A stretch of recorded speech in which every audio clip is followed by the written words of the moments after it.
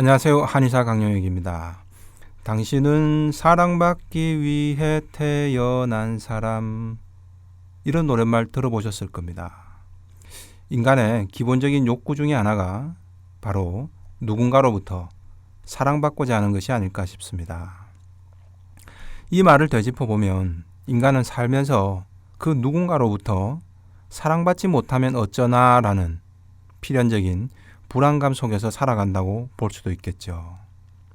어쩌면 사랑이란 필사적인 생존 욕구와도 연관될 겁니다. 인간은 태어나서 혼자 힘으로 걷기까지가 가장 오래 걸리는 동물입니다. 송아지나 망아지는 태어나자마자 뒤뚱거리다 바로 걷기 시작하죠. 새도 혼자 날갯짓을 하기까지가 인간보다는 훨씬 빠릅니다. 하지만 인간은 그런 맛까지만 해도 무려 1년 가까이 걸리죠. 부모나 보호자가 도와주지 않으면 생존 자체가 불가능합니다. 그래서 더더욱 사랑받아야 합니다. 사랑받지 못하면 죽는 거죠. 그래서 아기는 세상에서 가장 귀엽고 사랑스러운 모습으로 태어납니다. 사랑받아야 살 수 있기 때문이죠. 바로 이 같은 태생적 불안이 성인들의 무의식에서도 그대로 남아 있습니다. 다만 어린 시절에 안정적인 사랑을 경험하지 못한 이들은 이런 불안이 더 크게 남게 됩니다. 이들은 유독 남들보다도 더 인정받고 싶어하는 강박적 불안 속에서 살아갑니다. 애착의 결핍 속에서 성장해 자신이 사랑받을 것이라는 확신과 믿음도 부족합니다.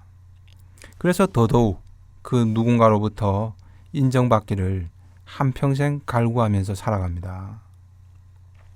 또 남들로부터 거부당하지는 않을까 두려워합니다. 그래서 명예나 지위, 재물 등 인정받기 위한 사회적인 성취에 더더욱 집착하는 모습을 보이게 됩니다.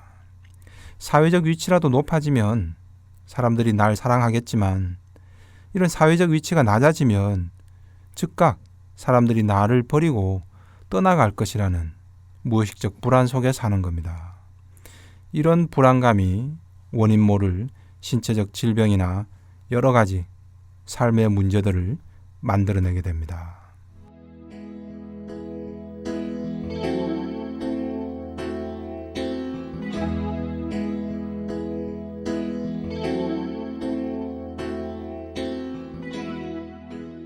환자 사례를 한번 보시겠습니다. 만성 통증 때문에 내원한 60대 남성 A씨입니다.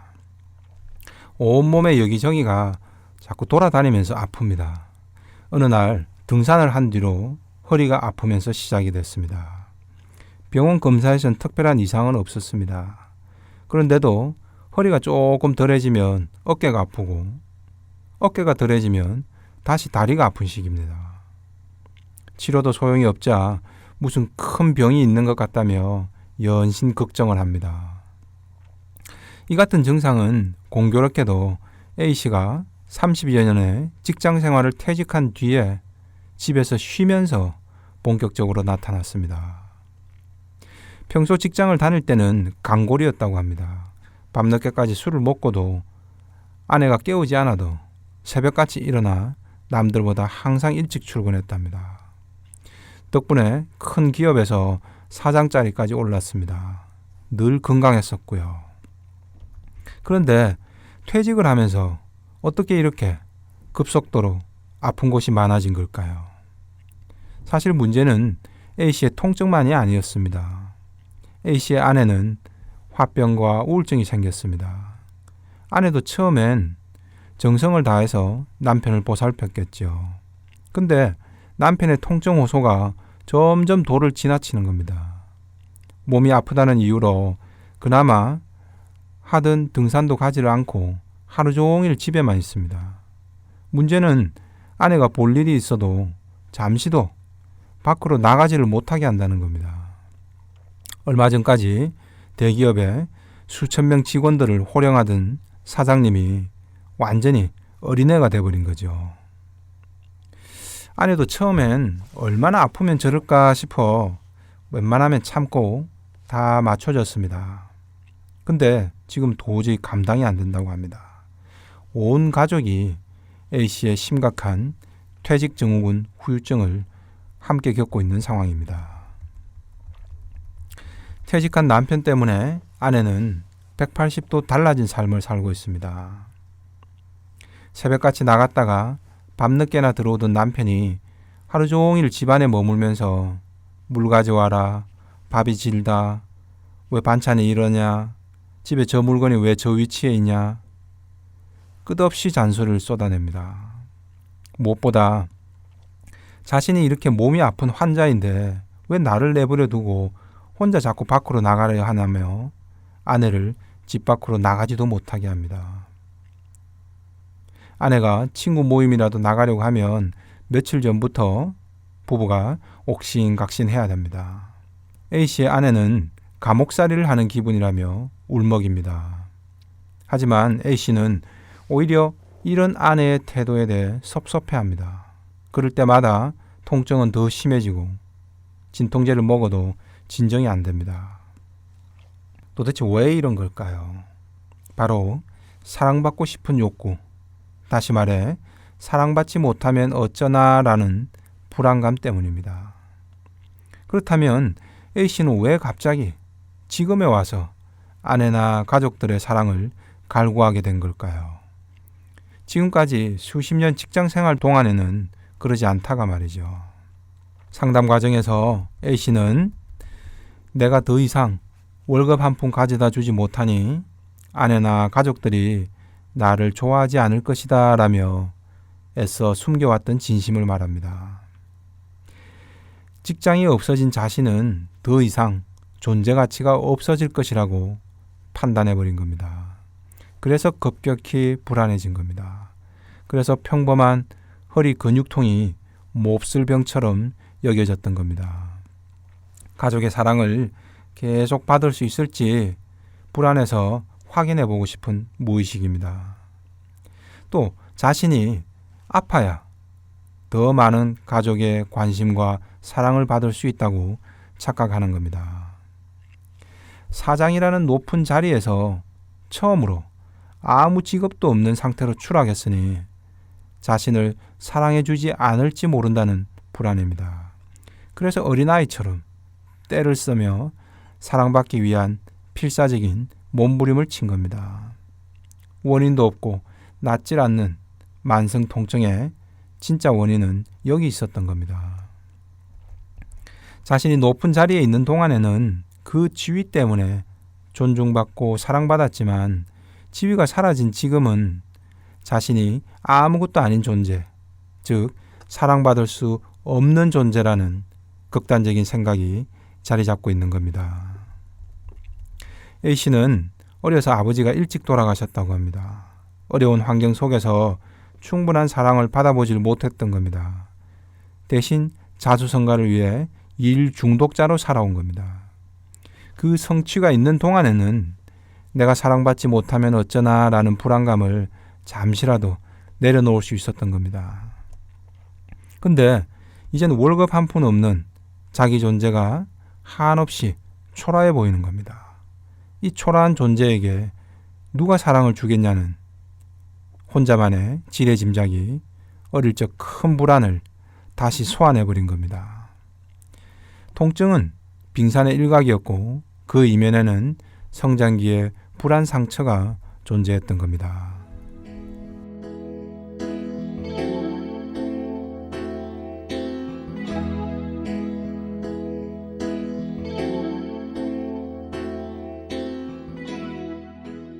다음은 과호흡 증후군 때문에 내원한 30대 여성 B씨입니다.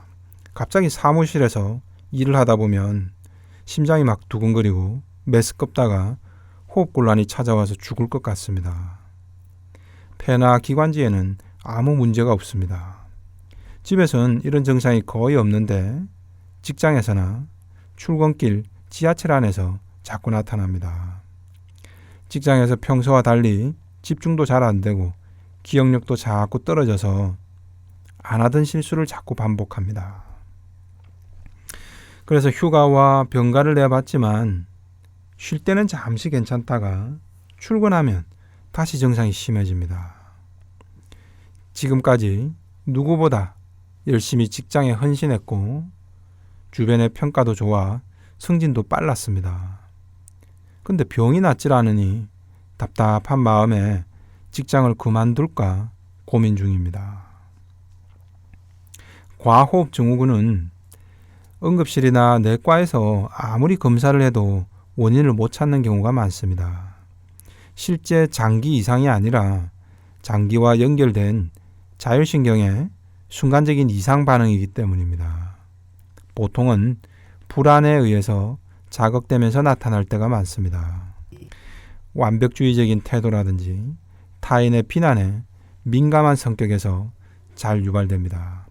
B씨가 바로 그런 경우였습니다. 완벽주의적 태도 덕분에 매사에 꼼꼼하고 일처리에 빈틈이 없습니다. 덕분에 동기들보다 먼저 승진했습니다. 근데 지난해부터 어려운 프로젝트를 맡으면서 무너져 버렸습니다. 매우 실험적이고 애초에 성공 가능성이 낮은 프로젝트였다고 합니다. 실패가 예견돼 다들 기피했다고 합니다. 근데 B씨가 맡게 된 겁니다. 어찌 보면 임원진들이 그만큼 B씨의 능력을 신뢰했다고 볼 수도 있습니다.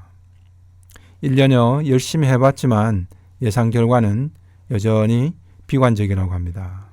이 상황에서 B씨의 과호흡 증후군이 나타난 겁니다. 앞서 A씨처럼 직장에서 잘 나갈 때는 한 번도 아픈 적이 없었던 B씨입니다. 출산 휴가도 끝나기 전에 서둘러 복귀할 만큼 일에 대한 애착도 남달랐습니다. 근데 지금은 단순한 업무조차도 자꾸 실수를 합니다. 그리고 어떻게든 이 일에서 벗어나려고 합니다. 벗어날 수 없다 생각될 때는 불안에 의해 신경성 호흡곤란이 찾아오는 겁니다. 상담 결과 B씨 역시 A씨와 마찬가지로 자신이 사랑받지 못하면 어쩌나라는 불안감이 근본 원인이었습니다. 다른 동료가 했어도 실패가 예견된 프로젝트였어 라고 긍정적으로 해석하지 못했던 겁니다. 대신 이 일을 성공시키지 못했으니 이제는 모두가 나를 형편없는 존재로 여길 거야 라는 지레짐작을 한 겁니다. 그러니 하루하루 다가오는 프로젝트 결과 상황이 죽을 만큼 두렵게 여겨진 겁니다. 객관적 상황보다 B씨만의 주관적 해석이 너무도 비관적이고 과장된 겁니다. 이미 B씨는 자신의 상사들이 이번 한 번의 일로 자신을 더 이상 신뢰하지 않을 거라 여기는 겁니다. 자존감이 낮은 겁니다. 그래서 불안했고 그 불안을 달래기 위해 누구보다 더 열심히 달리고 더 높이 올라가려고만 했던 겁니다. 그래서 자신이 조금 더 높이 있다 생각될 때는 그나마 덜 불안해할 수 있었던 거죠. 근데 이런 성취나 보상이 사라질 때 자기 존재가 확 낮아졌다는 불안감에 시달리게 됩니다. 이런 불안이 A씨는 온몸의 통증 형태로, B씨는 과호흡 증상으로 나타나고 있는 겁니다.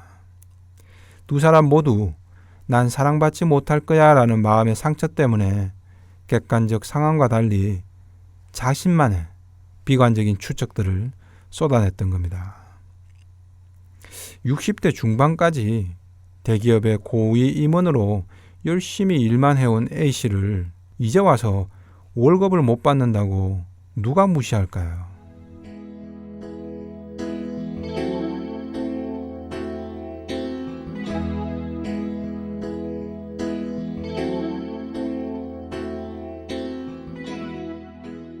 다들 성공 가능성이 약하다고 인정한 프로젝트 한 번 성공하지 못했다고 해서 그간 쌓아온 커리어가 한순간에 과연 다 무너질까요? 이런 주관적 해석이 자신의 상황을 지나치게 부정적으로 몰고 가 불안을 순식간에 눈덩이처럼 커지게 만든 겁니다. 하지만 이는 어릴 때 상처가 된 성장 환경에서 살아남기 위해 애쓰며 생긴 흔적인 겁니다.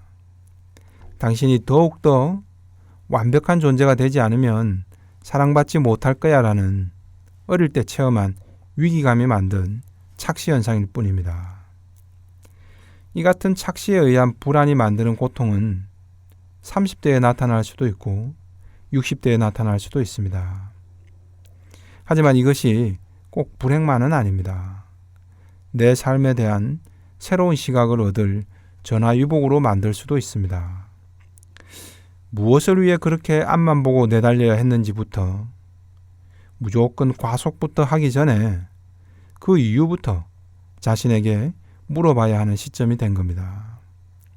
그리고 아주 특별한 능력자가 되지 않아도 지금 이대로의 모습으로도 우리는 비난받지 않고 사랑받을 수 있는 존재라는 걸 하나씩 느끼는 새로운 걸음마가 필요한 시기가 된 겁니다.